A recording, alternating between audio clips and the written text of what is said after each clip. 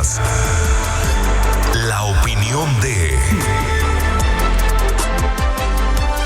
El diputado federal queretano Luis Humberto Fernández ya nos acompaña en este espacio como cada 15 días para platicar de los temas más importantes en la agenda local y nacional. Mi querido Luis, bienvenido como siempre, ¿cómo estás? Bien, muy contento de saludarte a ti, a tu auditorio y con muchos temas interesantes que platicar el día de hoy. Bueno, pues el Tren México-Querétaro, que sin duda lo hemos dicho aquí en este espacio en reiteradas ocasiones, es quizá el proyecto de movilidad entre la capital del país y la capital del estado de Querétaro más importante de toda la historia. De eso no nos queda duda, pero bueno, pues tenemos que decir que hay proyectos asociados importantes en donde tienen que entrarle también otros niveles de gobierno en relación particularmente a lo que tendrá que ser la ubicación específica de dónde va a quedar la estación del tren aquí en la zona metropolitana. Así es, mira, como lo señalas, pues es desde la 57 y desde la ruta de tierra adentro, es el proyecto de comunicación más importante que ha habido, por lo menos en los últimos años.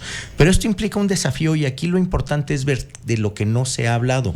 Ya el gobierno federal ya hizo una traza, ya se hicieron todos los estudios correspondientes, ya hay un plan de mitigación ambiental por donde pase la vía. Pero aquí hay un gran ausente en el estado de Querétaro y en la ciudad de Querétaro. Y es que no se ha anunciado ninguna medida de mitigación de esto. Sin duda, el tren nos va a cambiar la dinámica a todos. Esto va a traer un flujo de personas muy importante, pero además nos va a alterar la vialidad, nos va a alterar pues muchísimo de la calidad de vida si no se toman las medidas. Entonces, ¿cuál es el punto? El punto es que de verdad exhortamos a las autoridades a que se inicien los análisis con independencia que ya se defina el destino final de la estación para ver cuál va a ser el plan para adecuar esta parte de la ciudad a las necesidades que va a generar el tren y evitar que tengamos impactos negativos. Y esto lo dividimos en dos partes que son fundamentales. Uno, debemos de prever de una vez todos los impactos que va a tener la construcción en la vialidad, para que no nos pase lo de 5 de febrero, que todo fue improvisado sobre la marcha con mucho tráfico y no se tomaron las medidas para evitar los impactos. Sí, de entrada, porque a ver, evidentemente habrá molestias viales para las personas que regularmente transitan la zona en la que se elija donde va a estar la estación del tren. Así es, esa por un lado. Y una vez establecida y una vez en funcionamiento la estación, debemos de repensar todo el modelo urbano alrededor de la estación. Entonces, ¿qué avenidas se va a ocupar? ¿Qué vamos a necesitar? Y de entrada ya tendríamos que estar viendo presupuestos para que en los próximos años, en paralelo a cómo va avanzando el tren, podamos tener las medidas urbanas y un modelo de desarrollo urbano pues que le dé factibilidad y le dé viabilidad. A ver, supongamos, el tren llega ya sea en cualquiera de las estaciones que se están manejando, ya sea en el centro o en la zona militar. ¿Y de ahí qué vas a hacer? Ahí vas a necesitar otro tipo de movilidad, vas a necesitar estacionamientos, vas a necesitar transporte colectivo, podrás llegar en bicicleta, no podrás llegar en bicicleta. Todo este tipo de cosas ya hay que irlas platicando, ya hay que irlas definiendo y a partir de eso, en paralelo, adaptar las medidas urbanas para tener un mayor impacto en positivo de esta obra que sin duda se da de gran beneficio para Querétaro. Sí, por supuesto. Pienso en el hipotético caso que decidieran que va a estar la estación del tren en la 17ª zona militar, ¿no? El camino a Tlacote, que lo conocemos muy bien cómo es hasta este momento, pues cambiaría para siempre, ¿no? Se convertiría quizá en una especie como de bulevar siempre y cuando se presenten los planes y se empiece a trabajar en consecuencia, ¿no, Luis? Así es, no va a pasar en automático. Entonces tenemos que ir pensando en cuál es el plan urbano y cuál es el modelo de ciudad también que vamos a tener para el tren. Entonces esto implica muchos temas que debemos de empezar a platicar de cuál va a ser el impacto urbano, ambiental, en empleabilidad, muchísimas cosas que debemos de ver, ya no solo el ambiente federal.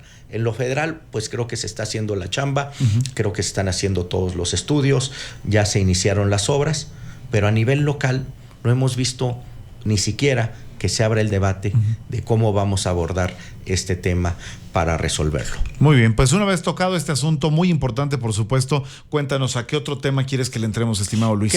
Mira, el tema inmobiliario creo que es un tema que es muy importante. Se han hecho muchas denuncias, nosotros mismos presentamos una iniciativa, pero hay algo que también en el diálogo con las personas que han visto afectadas, y lo digo para que tengan mucha atención quienes vayan a comprar un bien inmueble, y eventualmente tomaremos las medidas para proponerlo.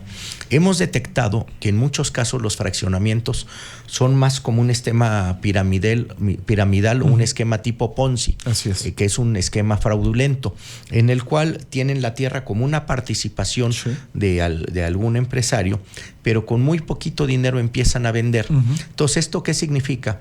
Que si no logran una masa crítica de venta, abandonan los fraccionamientos. Esto es un engaño, esto es un fraude, porque es como un modelo piramidal. Si no siguen vendiendo, entonces detienen el fraccionamiento y están embarcando a la gente. Entonces es muy importante que quienes vayan a comprar una casa o un terreno, un fraccionamiento, que investiguen bien la solvencia de estas empresas, porque por eso estamos teniendo. Pero esto de esencia, que creo que es algo que no hemos hablado, es que debemos de legislar, sobre todo a nivel local, para que las empresas inmobiliarias tengan un mínimo capital al arrancar estos fraccionamientos, porque si no, pues se vuelven víctimas de la propia falta del crecimiento, y quien debe de asumir el riesgo es el empresario, no quien está comprando. Sí, no el comprador. Oye, ¿qué dice la iniciativa que has presentado en este sentido, como para conocer un poco más respecto de cómo tenemos que legislar en esta parte? No, la iniciativa que está presentada es básicamente hacer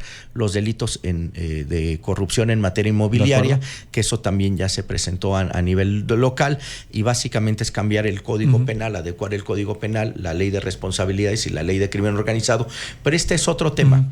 Esto es previo a que se den los permisos para desarrollar un fraccionamiento, que las empresas deben de tener un capital mínimo que garantice que se va a hacer, al comprador, y no le eches la carga del éxito del proyecto a los compradores, que es lo que está devastando a muchas familias que tuvieron fe en empresas que no tenían la solvencia y que ahora están incapacitadas para cumplirles a quienes les tuvieron fe y les dieron su dinero.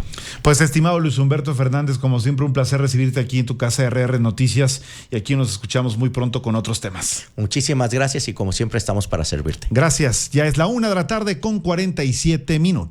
RR